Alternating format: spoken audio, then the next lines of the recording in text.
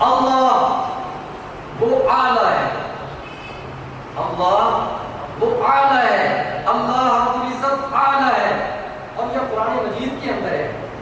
اور ہم نماز پڑھتے ہیں تو اس میں یہ اللہ کی شان ہے، ہم بیان کرتے ہیں، پڑھا کرتے ہیں، سجدے ہیں سبحان ربی الاعلیٰ۔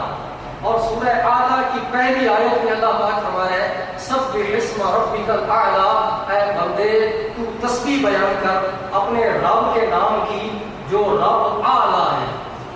تو اعلیٰ کون ہے؟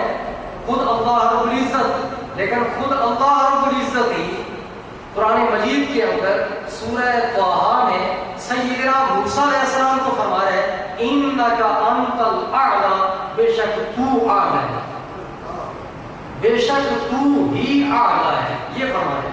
انک ایک تو کا یہ تاکید، یہ کا خطاب کا یہ ضمیر ہے، اور انتا یہ دوبارہ ضمیر ہے، یہ ضمیر منفصل، یہ تاکید ہو رہی ہے۔ اللہ پاک صرف یہ نہیں فرما رہا کہ بے شک تو اعلیٰ ہے، بلکہ بے شک بھی فرما رہے ہیں، تو فرما رہے ہیں، پھر تو فرما رہے ہیں، اور اس کا معنی یہ ہوگا اللہ پاک فرماتا ہے بے شک تو ہی اعلیٰ ہے۔